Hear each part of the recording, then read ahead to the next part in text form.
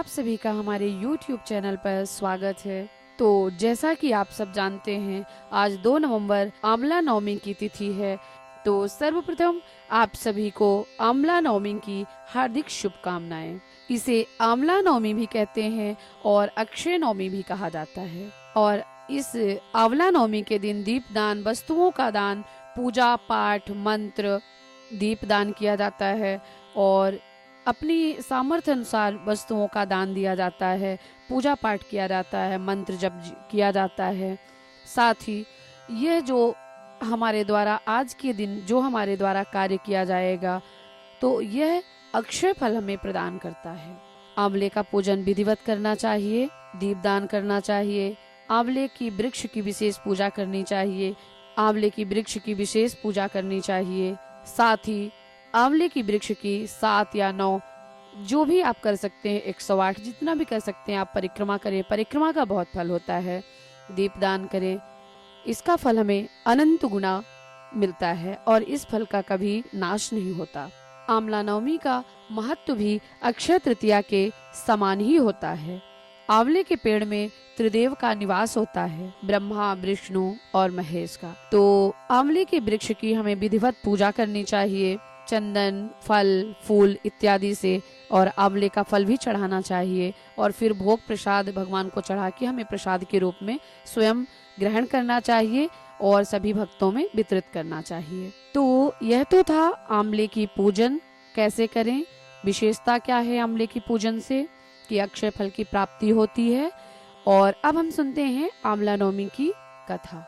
इस आंवला नवमी की एक कथा बहुत प्रचलित है, जो पौराणिक कथा भी है और प्रचलित कथा भी है, जिसके अनुसार दक्षिण में स्थित विष्णु कांची राज्य के राजा जयसेन थे। इनके इकलौते पुत्र का नाम मुकुंदेव था।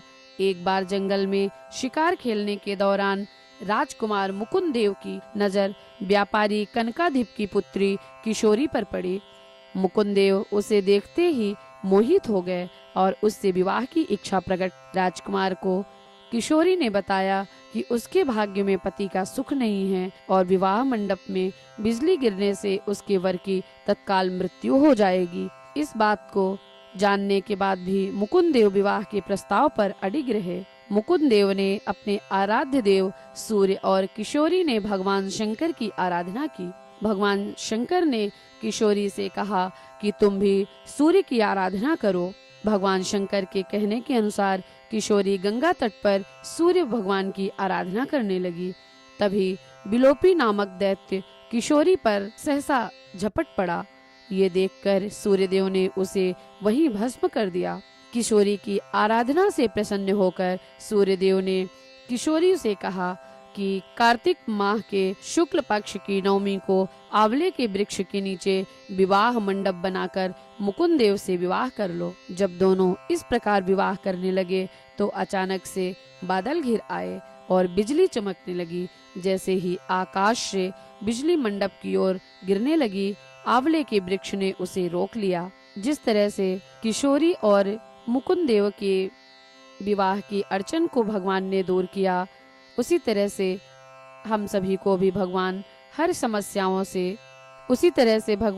हर किसी को समस्याओं से समाधान प्रदान करें और अपनी कृपा से हम सबको अनुग्रहित करें।